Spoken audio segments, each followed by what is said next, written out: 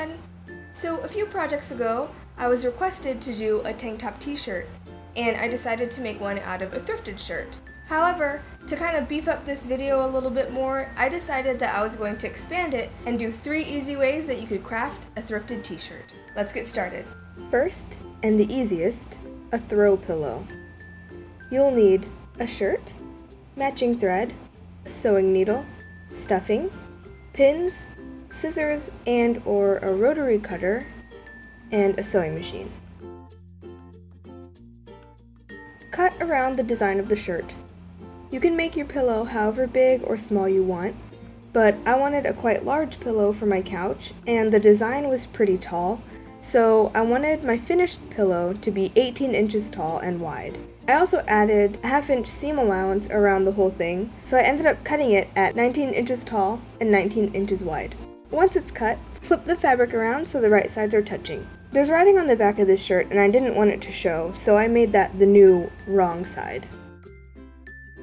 Pin around the edges about 1/2 inch in, leaving about 3 inches open on the bottom edge. Sew around the edges, leaving that 3 inch gap open.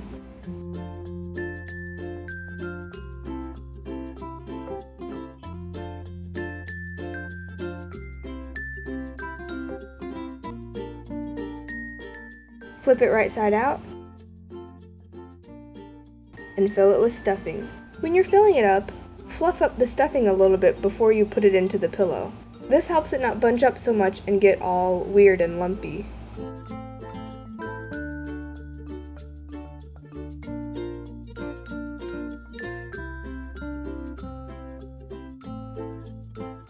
Once it's as full as you want, pin the hole closed, making sure to fold the raw edge in.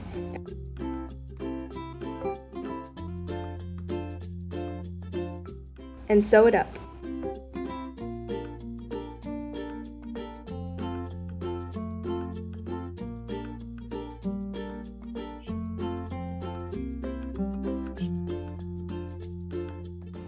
And you're done. Next, I'll be showing you the shirt. I'm going to make it into a racerback style of shirt. You'll need a shirt, matching thread, a needle, pins, scissors, and a sewing machine. Lay the shirt flat, front side up. Snip a small hole right under the seam of the sleeve. Now use that hole to cut only the front part of the shirt in a gentle curve up to the top about 4 inches from the collar.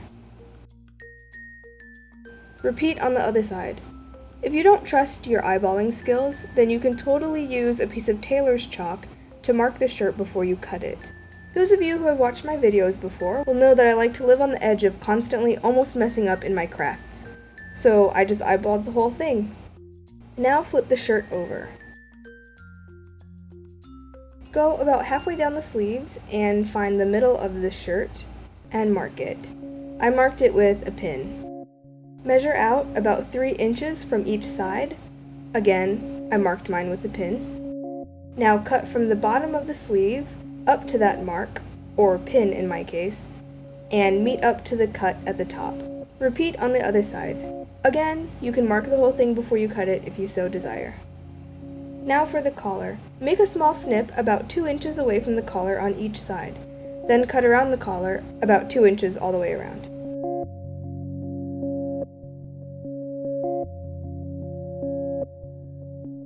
Along each raw edge, fold in 1/4 of an inch, pin, and sew.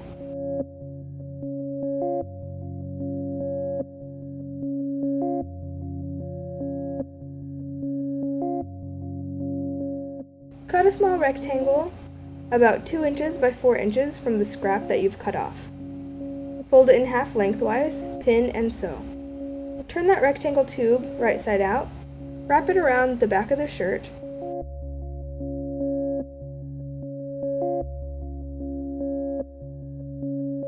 pin it, and sew. Cut the excess off.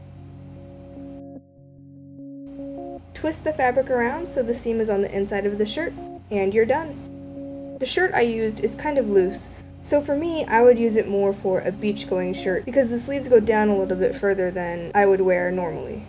And lastly, I'll be showing you how to make a zip-up pouch. you'll need a shirt, a zipper.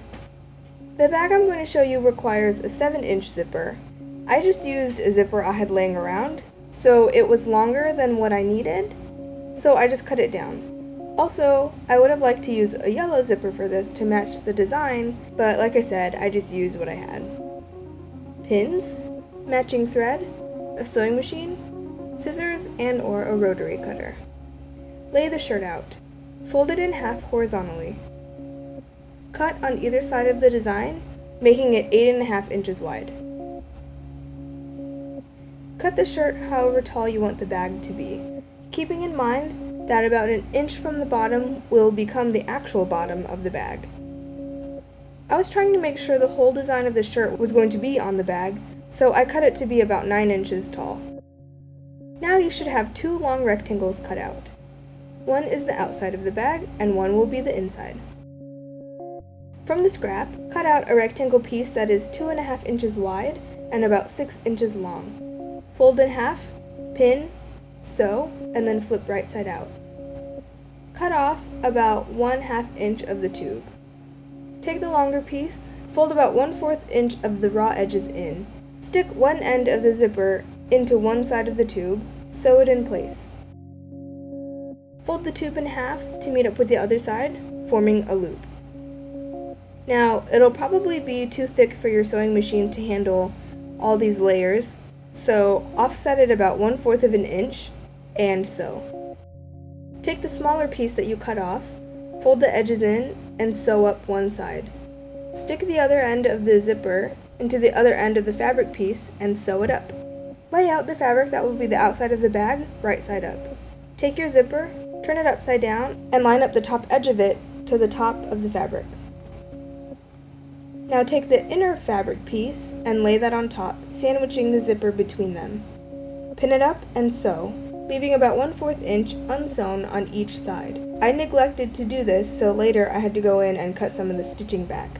Flip the fabric back so the right sides are facing out. The zipper should now be sticking out. Lay it out so the outside of the bag is facing upwards again. Now take the zipper and bring the free edge up to the other raw edge of the fabric.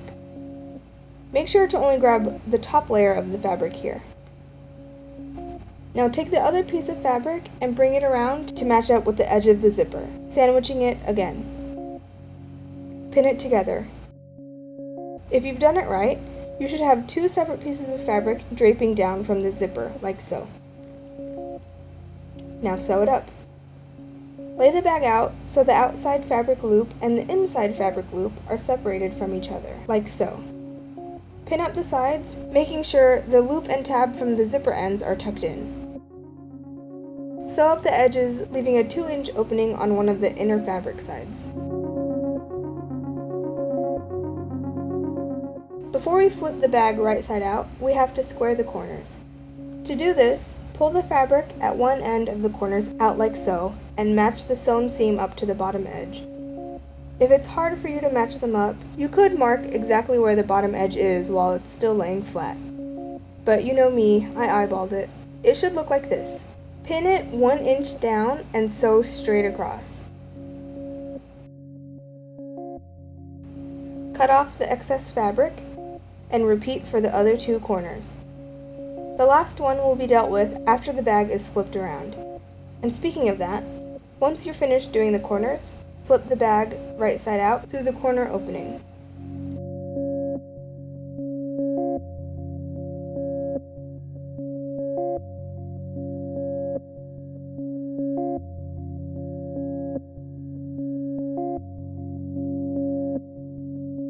Once it's all flipped out, pin the hole closed, and then square off this last corner. Basically just repeat the same thing you did for the other corners. I don't bother trying to hide this edge because it'll be on the inside of the bag anyway, but if you want to hide that seam, you could cut it first, flip the raw edge in, and hand sew it closed. Now for the finishing step. Sew around the top edge of the bag, about 1/8 inch down from the zipper. This gives it a nice finished look.